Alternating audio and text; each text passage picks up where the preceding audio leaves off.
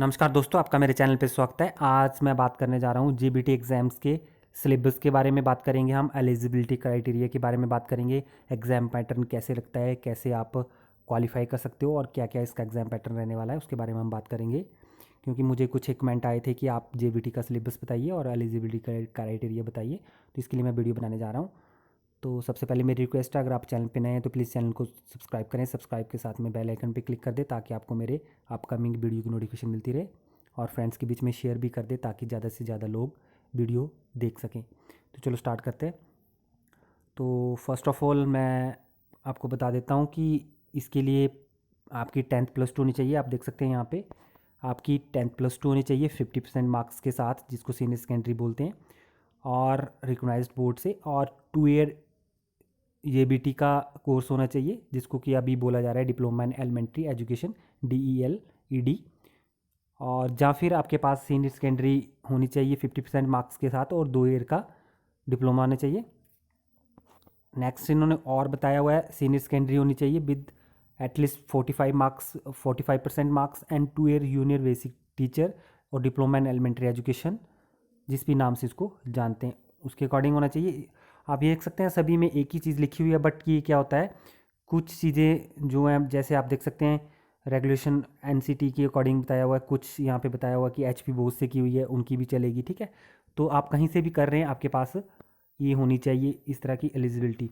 Next अगर हम बात करते हैं यहाँ पे senior secondary with at least 50% marks and 4 year bachelor degree of elementary education, ये भी होती है। तो आपके पास ये भी है तो आप जेबीटी के लिए एलिजिबल हैं। नेक्स्ट अगर senior secondary with at least 50% marks and 2 year diploma in education, ये भी होगा तो आप इसके लिए एलिजिबल हैं।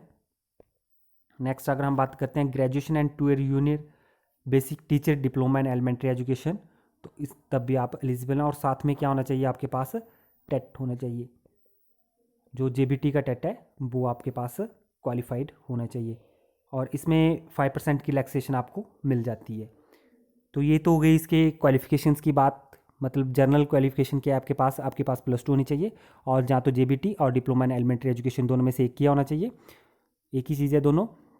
जहाँ फिर आपके पास अगर आप ग्रेजुएशन कर चुके हो तो जेबीटी की होनी चाहिए, जहाँ फिर आपने +2 की है उसके बाद बैचलर ऑफ एलिमेंट्री एजुकेशन किया हुआ है तो वो भी आप इसके लिए एलिजिबल हो। और सेकंड कंडीशन क्या है, आपके पास जेबीटी का टेट होना चाहिए। चलो नेक्स्ट चलते हैं। अब हम बात कर लेते हैं कि पेपर पैटर्न के बारे में। तो पेपर पैटर्न पे चलते हैं। एम पैटर्न है, मोड ऑफ सिलेक्शन है, वो किस तरह से रहेगा। तो आप देख सकते हैं यहाँ पे रिटन एग्जामिनेशन रहेगा इसका 85 मार्क्स का, मीन्स की टोटल 170 क्वेश्चन रहेंगे जिसमें, और हाफ मार्क का क्वेश्चन रहेगा। तो 170 क्वेश्चन हैं, हाफ मार्क्स का एक क्वेश्चन होगा, और 85 मार्क्स के टोटल आपका एग्जाम रहेगा।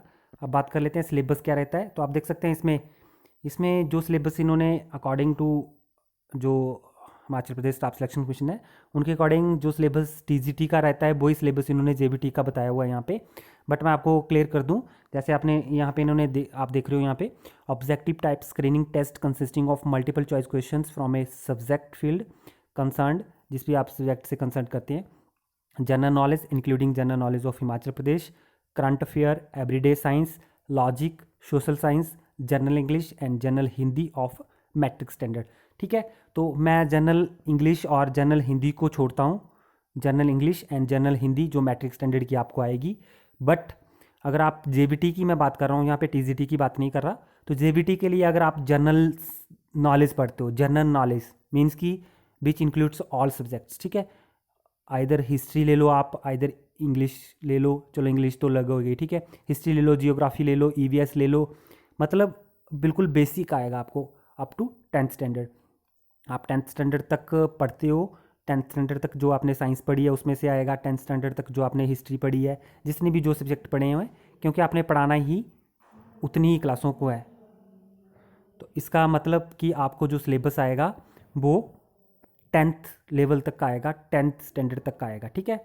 तो आप इसमें टोटल मेरे अकॉर्डिंग टोटल जनरल नॉलेज पढ़ो, जनरल साइंस पढ़ो, जनरल हिस्ट्री पढ़ो, जीके पढ़ो, ईवीएस पढ़ लो, जनरल मैथ पढ़ो, जनरल नॉलेज तो आपको इंक्लूड करनी है, general knowledge of India and general knowledge of HP. तो इस तरह से ये टोटल आपका सिलेबस रहेगा।